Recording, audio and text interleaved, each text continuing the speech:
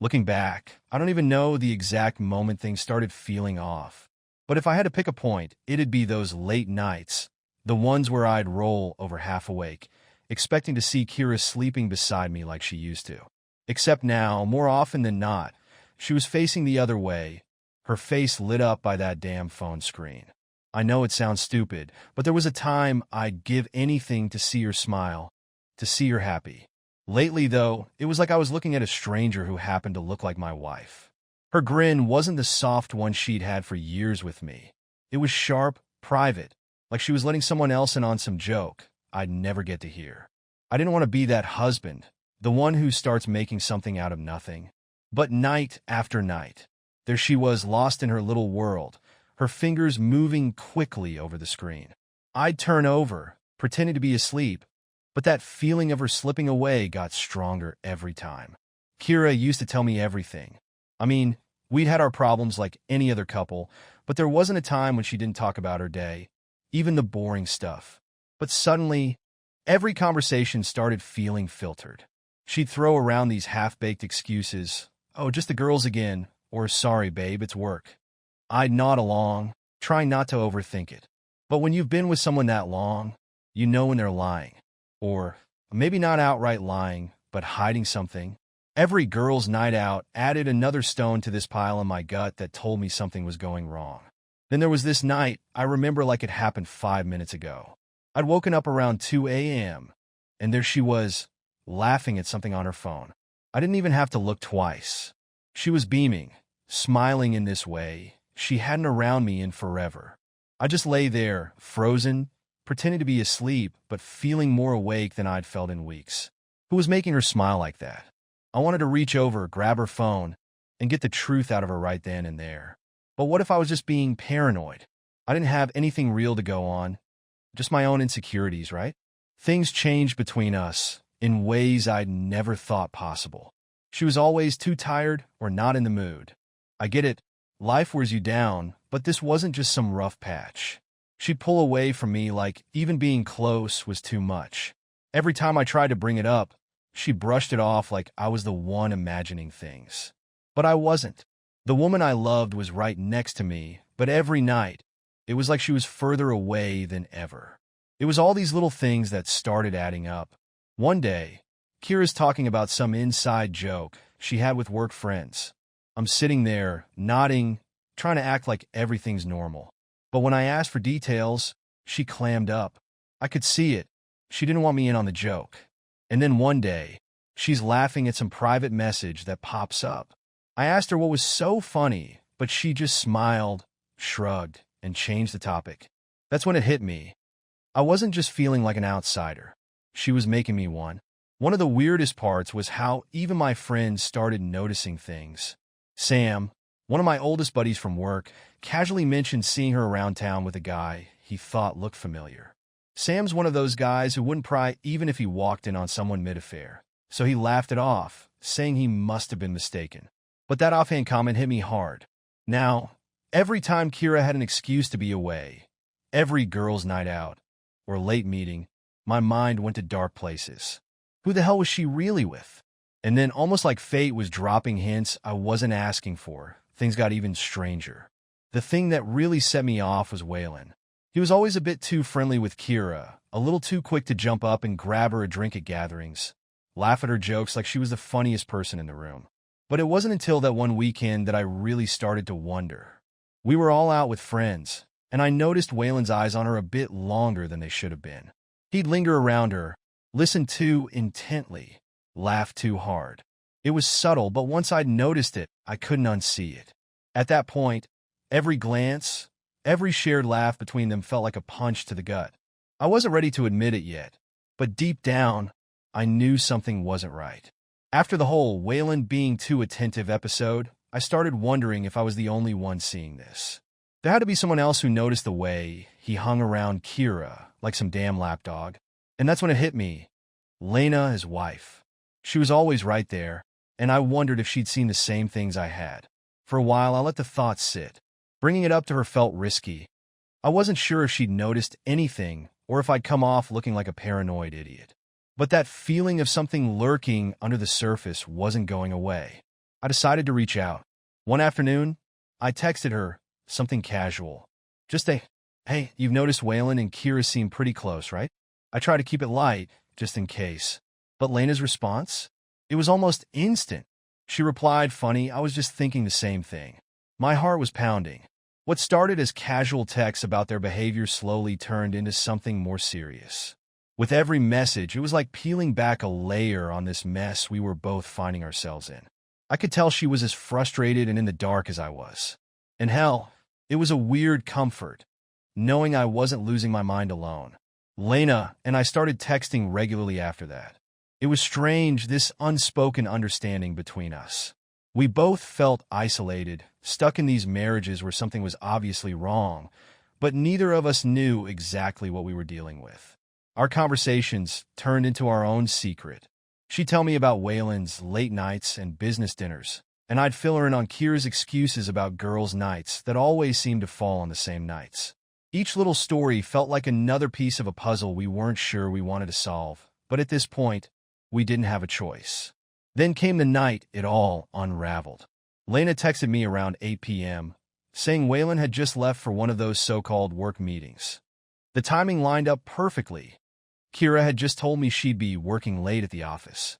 I felt a pit in my stomach, knowing that this might be our chance to finally see what was happening. Lena and I agreed to meet up and follow them. It felt insane, like something out of a bad detective movie, but at this point, I needed to know. We parked near the office where Kira supposedly was and watched from a distance. Not even 10 minutes passed before we saw her walk out, glancing around nervously, and then Waylon pulled up. Watching her get into his car felt like a punch to the gut. We followed them, silent in the car, as they drove across town, eventually stopping in front of a hotel. They went in together, laughing. I couldn't believe it, and from the look on Lena's face, neither could she. When they disappeared into the hotel, Lena and I just sat there. She broke down, her shoulders shaking as she sobbed. I didn't know what to say or do. My anger was boiling over, but I tried to keep it in check, focusing on comforting her. I could barely believe what I was seeing myself, let alone deal with someone else's pain. I wanted to punch something, throw something, anything to release this fire inside me. But sitting in that car, the two of us in shared silence and misery, it felt like some messed up kind of bond.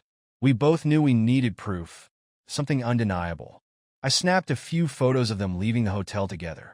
As I held my phone, framing the shots, I felt like I was betraying a life I'd spent years building. Here I was, documenting my wife's affair, recording the end of our marriage in real time. Lena looked over at me as I took the photos, her face a mix of pain and determination. It was a sad reality, but we both knew these pictures would be our shield when the time came for a confrontation. That night, I barely slept. I kept replaying the scenes in my head. Kira's smile when she got into Waylon's car, the way they laughed together, and Lena's tear-streaked face beside me. Everything felt twisted and wrong, like I was trapped in a nightmare I couldn't wake up from. Kira finally came home hours later, tiptoeing through the door. I pretended to be asleep, not ready to face her, not without those pictures to ground me. The next morning, I tried bringing up her late night. I kept it casual, masking my voice as best I could. "So, how was work last night?" I asked, pouring coffee like nothing was wrong. She barely looked at me, brushing off my question with, "Oh, just the usual." Her eyes flickered, though, and I knew she was lying. When I pressed a bit, she snapped, asking why I was being so nosy. The irritation in her voice, the way she looked at me like I was some annoying stranger instead of her husband, was infuriating. But I kept calm. After all, I wasn't ready to tip my hand just yet. Instead, I just nodded, pretending to accept her excuse, though every part of me was screaming to confront her. I wanted to throw those pictures in her face, to make her see the pain she'd put me through. But something held me back. Maybe it was the thought of Lena and the plan we were quietly starting to piece together. After that night at the hotel, Lena and I couldn't let it go. We'd been texting almost nonstop, venting, sharing every little betrayal we'd noticed over the years, piecing together just how deep this affair had gone. We both knew confronting them wasn't enough, not after everything we'd seen. We wanted to make them feel the sting, make them live with the anxiety of knowing they'd been caught, unsure of when it would all come crashing down. We decided to meet up in person, somewhere secluded where we could talk openly. I picked a quiet spot at a park on the edge of town, the kind of place no one from our circle would ever go to. When Lena arrived, I could see that same fire in her eyes that had been burning in me for days now. We sat on a bench overlooking a pond, and it felt surreal sitting there with Waylon's wife, plotting a way to expose my own wife's betrayal. We went back and forth on how we do it. Should we throw it in their faces at a family gathering? Or maybe keep dropping hints until they couldn't take it anymore? Every idea sounded like something out of a bad soap opera, and yet here we were, laughing at the irony of it all. We shared stories of Kira's and Waylon's ridiculous excuses, the moments we'd each caught them in their lies, the times we'd tried to believe them even when we knew deep down they weren't telling the truth. Somewhere in all that anger and frustration, there was something else. Sitting there with Lena, feeling her shoulder brush against mine, her laughter echoing in my ears, I felt a pull, a warmth I hadn't felt in a long time. I guess when you go through something like this together, you either fall apart or find a strange kind of comfort in each other. It wasn't planned, and it sure as hell wasn't smart, but before I knew it, we were leaning in, our lips meeting in a kiss that was equal parts anger and desperation. It was like all the pain and betrayal and everything we'd bottled up finally had an outlet. We didn't talk about it afterward. There wasn't much to say. But from that moment, it felt like we were in this together, truly, and nothing would stop us from seeing it through. Our first real move came at a dinner with our usual group of friends. Kira and I arrived together, the picture of a happy couple, as fake as it felt. I spotted Lena across the table, her expression calm, collected, almost too calm. At one point during the evening, she casually mentioned to the group, "You know, I've always had this knack for telling when someone's hiding something." She let her words hang in the air, looking around the table with a knowing smile. I watched as Waylon shifted uncomfortably, glancing over at Kira, who suddenly looked like she'd swallowed a lemon. They were both squirming, and I couldn't help the satisfaction that crept in, knowing they were on edge. The tension between them didn't go unnoticed. A few of our friends exchanged glances, sensing the weird vibe. No one asked outright, but I could tell some of them were starting to wonder what was going on. That subtle tension was exactly what we wanted, a small taste of the paranoia we knew would only get worse from here. Lena took it a step further by arranging a casual get-together with some of our mutual friends. The plan was simple, just enough hints to keep Kira and Waylon on edge without outright exposing them. Throughout the evening, she'd drop little comments, barely noticeable to anyone who didn't know the truth, but enough to keep our two cheaters squirming. "It's funny," she'd say, "how some people think they can keep secrets forever. But the truth always has a way of coming out." Each time, Kira's smile would falter, and Waylon would suddenly need to refill his drink or look away. It wasn't long before our friends started picking up on the strange tension. A couple of them even asked if everything was okay with Kira and me, and I just shrugged, saying we were going through a rough patch. It was a simple answer, but it planted the seeds, making them pay a bit more attention, watch a little closer. That was the beauty of our plan. The longer we kept it up, the more everyone else would see the cracks forming, even if they didn't know why. The real test, though, came during a double date Lena and I set up with Kira and Waylon. It was bold, risky even, but we wanted them to sweat, to feel the walls closing in. We met at a small, cozy restaurant, the kind of place where couples go for quiet dinners, and from the start the tension was thick. Lena and I played our roles perfectly, acting casual but throwing in just enough knowing glances, enough subtle hints to keep them wondering what we knew.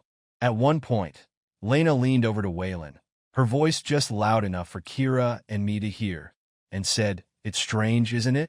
How some things don't stay hidden forever. Almost like fate has a way of making the truth come out." Waylon froze, his face pale as he exchanged a nervous glance with Kira. She looked down at her plate, visibly tense, and I could almost feel her trying to hold herself together. The rest of the night was a game of mental warfare.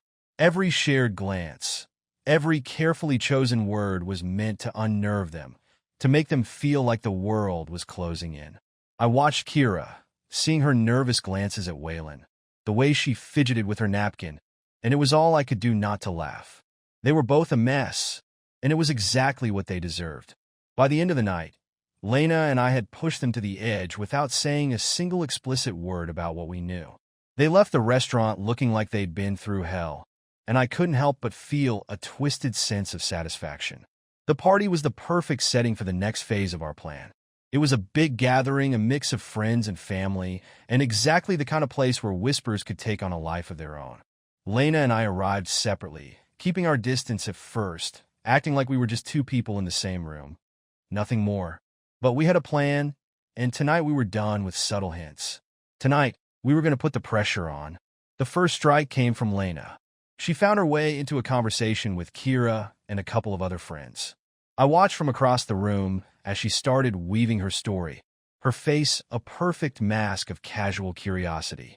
"Oh, I heard the craziest thing," she said, her voice carrying just enough to draw a few more people in. "My friend recently found out her husband was cheating on her. Apparently, she had no idea for years, and then she just stumbled upon the evidence." Kira's reaction was almost too good. I could see her eyes darting around, her hands fidgeting as she forced a tight smile. When Lena went into the details, painting a picture of this friend and how she discovered everything, Kira's face grew paler by the second.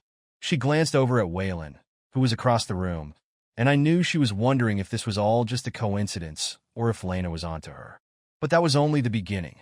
Later in the night, I made sure to plant my own little seed of doubt. Kira had come over to ask me something, and I casually unlocked my phone in front of her, scrolling as if I was looking for something. There, in plain sight, was a photo of her and Waylon leaving the hotel together.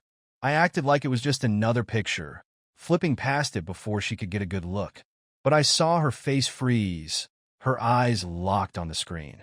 I pretended not to notice, casually slipping my phone back into my pocket and carrying on with the conversation like nothing had happened. The rest of the party was like watching a slow-motion disaster unfold. I could see Kira whispering to Waylon, her face tense as she tried to keep her voice down. Meanwhile, Lena and I exchanged glances across the room, small, knowing smiles that only added to their paranoia. We didn't have to say a word. Just being there, exchanging those looks, was enough to make them sweat. Friends started picking up on the tension too. A couple of them came over, asking if everything was all right with Kira and me, if there was something going on. I shrugged, playing it cool, and just hinted that we'd been having a rough time. It wasn't a lie, technically, but it was just vague enough to keep the rumor mill turning. Every little look, every slight touch between Lena and me added fuel to the fire, and soon enough, the room was buzzing with questions, whispers that Kira and Waylon couldn't ignore. Lena didn't let up, either. At one point, she found herself alone with Waylon in the kitchen. I didn't catch the whole conversation, but I saw enough. She leaned in close, her voice low, and murmured something to him that made his face drain of all color. I heard her say something about how she knew more than she was letting on. Waylon shot her a panicked look, his eyes darting around to make sure no one else was listening. After that, he was glued to Kira's side, pulling her into hushed conversations and glancing nervously around the room, as if expecting someone to jump out and expose them at any moment. It was almost too much fun watching them unravel. Every time Lena and I exchanged a glance, they looked more and more shaken, as if the ground beneath them was starting to crack. By the end of the night, we'd pushed them to their breaking point without even having to confront them directly. As the party started winding down, Lena and I decided to dial up the jealousy factor. We'd both noticed the way Kira and Waylon couldn't keep their eyes off us, watching every interaction with growing unease. So, I leaned in a bit closer to Lena, making a point to laugh at something she said, resting my hand casually on her shoulder. She played along perfectly, tilting her head toward me, letting her hand linger on my arm. It was just enough to set them off, making them wonder if we were onto them, and if we'd moved onto each other in the process. I caught Kira staring at us, her face a mixture of shock and anger, and when our eyes met, she quickly looked away, trying to mask her reaction. Waylon didn't fare any better. He looked like he was on the verge of confronting us, but every time he took a step in our direction, He'd hesitate, his confidence crumbling. They were both too afraid to make a scene, too unsure of what we knew and what we'd do next. As we left the party, Lena gave me one last look, a smirk that told me we'd done exactly what we'd set out to do. Kira and Waylon were left in a mess of their own making, paranoid, confused, and completely off balance. The family gathering was the moment we'd been working toward, the grand finale we'd meticulously planned, fueled by every ounce of betrayal and frustration we'd bottled up. Kira and I arrived separately, as did Lena and Waylon, each of us pretending to blend into the crowd, but we knew the night would end with all eyes on them. As the evening wore on, my pulse started pounding, knowing what was coming. The room was full, relatives, close friends, people who'd known Kira and me for years. It was surreal, standing among them, knowing I was about to drop a bomb that would change everything. When the moment felt right, I cleared my throat and took a deep breath. "Hey, everyone," I began, loud enough for the entire room to go quiet. I felt dozens of eyes on me, the room shifting its focus. I could see Kira's face from across the room, a look of confusion and a flicker of dread. Waylon was next to her, frozen, his forced smile faltering. "I know this isn't exactly what you all expected tonight," I continued, forcing calm into my voice, "but there's something I need to get off my chest." I could feel the tension rising, could see Kira's hand reaching for Waylon's, and knew they were preparing for the worst. Then I said it. For the past several months, Kira and Waylon have been having an affair. Gasps rippled through the crowd, followed by a stunned silence. I took out my phone, my hand surprisingly steady, and held up the screen, showing the photos of them leaving the hotel together, unmistakable evidence that silenced any doubt. I flipped through them slowly, making sure everyone saw exactly what Kira and Waylon had been doing behind our backs. The silence was electric, and I could see Kira's face pale as she stumbled backward, speechless. Waylon looked equally shell-shocked, his mouth opening and closing as if searching for something to say, but finding nothing. Then Lena stepped forward, her voice trembling but strong. "I just want everyone to know how much this has hurt," she began, her eyes glistening with tears. "Waylon was my husband, my partner, and he destroyed everything we built together." She held up her own phone, showing text messages, each one more damning than the last. Every message, every picture added another layer to their shame, painting a picture of betrayal so raw and undeniable that no one could look away. The reactions in the room were immediate. Relatives exchanged horrified glances, friends shook their heads in disgust. A few people, longtime family friends, openly criticized them. "How could you do this to Randall?" "To Lena," someone demanded. Another friend scoffed, saying, "I can't believe I trusted you both." I watched as Kira's face went through a spectrum of emotions: shock, disbelief, anger, and finally, desperate fear. She managed to pull herself together just enough to approach me, her eyes wide and pleading. "Randall, please," she whispered, clutching at my arm. "We can work through this. You have to believe me, it didn't mean anything." I let her words hang there, hollow and pathetic. I could feel her fingers tightening around my arm, but I stayed still, feeling strangely calm as I looked her straight in the eyes. "It's over, Kira. I'm done." My voice was steady, final.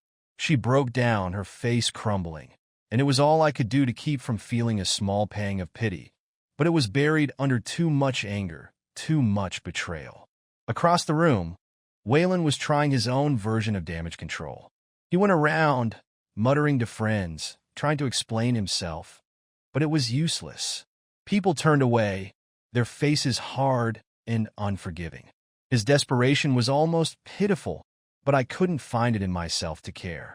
He was reaping what he'd sown, and no amount of excuses could salvage what he'd destroyed.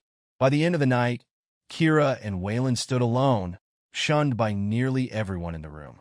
Lena and I left together, stepping out into the cool night air, leaving them to deal with the fallout of their own betrayal. There was nothing left to say. The truth was out, and we'd finally taken back control. In the weeks following that unforgettable family gathering, everything in my life took on a new clarity. It was like someone had pulled the veil off, exposing the raw truth I'd been avoiding for far too long. Lena and I, scarred and battered, had come out on the other side of the wreckage, and somehow, against all odds, we'd found something real in each other. It was a strange twist of fate, almost poetic really. The two people left behind had discovered each other, not through shared love but through shared pain. One evening, we were sitting on the porch of my place, the warm evening air settling in around us as we watched the sun sink low on the horizon. It had been a quiet day, one of those rare moments of peace that had become foreign to me. As we sat there, talking about everything and nothing, the conversation took a deeper turn. We started talking about our future, not just where we saw ourselves in a year or two, but our dreams, our hopes, the things we'd let slip away while wrapped up in our broken marriages. "We've both got a second chance here," Lena said softly, her gaze fixed on the fading colors of the sunset. "I don't want to waste it. I want something real this time." There was a vulnerability in her voice that hit me hard. I realized then how much I wanted the same thing. We talked for hours, late into the night, about what we valued, what mattered most to us now. Trust sat at the center of it all. Trust and honesty. We'd both seen firsthand what secrets could do, how they could corrode even the strongest bonds. And as the night wore on, we promised each other that, no matter what happened, we'd keep things transparent, even if the truth was hard to hear. Meanwhile, Kira wasn't ready to let go. She showed up at my door a couple of times, as if she believed she could somehow smooth over the wreckage she'd left in her wake. The first time, I opened the door, and there she was looking like she'd barely slept, her face streaked with what looked like fresh tears. "Randall, please," she started, her voice trembling. "Can we talk? I made a mistake. I know I did, but can we fix this?" Looking at her, all I could feel was a strange numbness. The desperation in her voice, her apologies, they didn't stir the emotions they once might have. Instead, it felt empty, like she was reading from a script she didn't believe in. I listened to her ramble on about regret, about how it didn't mean anything, about how we could find our way back if I'd just give her another chance. But when she finally paused, waiting for me to respond, all I could say was, "Kira, it's over. There's nothing left to fix." Her face crumbled at my words, and for a brief moment, I almost felt a pang of pity. Almost. But the betrayal ran too deep, the damage too irreversible. After that, she tried reaching out through messages, her tone swinging from pleading to accusatory. At first, it was more apologies, promises to change, to be better. But when I didn't respond, her tone changed, bitterness seeping through every word. She started blaming me, as if somehow my actions had driven her into Waylon's arms. It was laughable, really, but more than that, it was exhausting.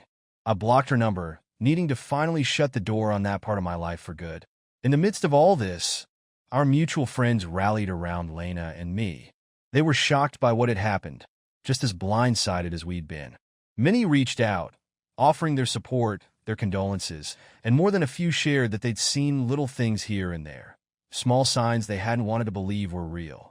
One friend, Brian, confessed over a coffee that he'd caught Waylon acting a bit too familiar with Kira at a few parties but had brushed it off, thinking it was just harmless friendliness. Now, though, he apologized profusely, reassuring me that he'd have my back and urging me to find some peace and happiness with Lena. Slowly, openly, Lena and I began dating. It felt different from anything I'd experienced before, like we were starting with a clean slate. There was no facade, no secrets, just two people who'd been through hell and were ready for something genuine. The first time I held her hand in public, it felt strange but right, like the first real connection I'd had in a long time. We'd go on long walks, sometimes talking about everything, sometimes walking in comfortable silence. And each time we were together, I felt the weight of the past lifting little by little. One evening, after a long day at work, we found ourselves curled up on my couch, her head resting on my shoulder, her fingers lightly tracing circles on the back of my hand. The silence between us was easy, comfortable, and I found myself savoring the quiet. She looked up at me, her gaze warm but serious. "No more secrets, right?" she asked, her eyes searching mine. "None," I promised, my voice soft but sure. "I'm in it with every fiber of my being. We both knew too well how corrosive secrets could be, how they could destroy even the most sacred bonds. I knew I wanted no part of that life again, and I could see the same resolve in her eyes. As we walked hand in hand down the street one evening, the cool night air settling around us, it struck me just how far we'd come. We'd both been shattered by the people we thought we'd spend forever with. And yet, here we were, stronger, rebuilding from the ashes. We stopped at the end of the streetlights casting a soft glow, and I turned to her, feeling something I hadn't felt in a long time, a sense of hope, of excitement for what lay ahead. "Here's to new beginnings," I said, my voice filled with a conviction I hadn't known I could still feel. She smiled, squeezing my hand. To trust, honesty, and finally letting go of the past. And with that, we walked into the future together, both of us ready to leave the weight of betrayal and heartbreak behind. This wasn't just a rebound or a way to fill the void. This was something real, built on mutual respect, shared pain, and a promise to never make the same mistakes our exes had made. And for the first time in a long, long time, I was genuinely looking forward to what was next.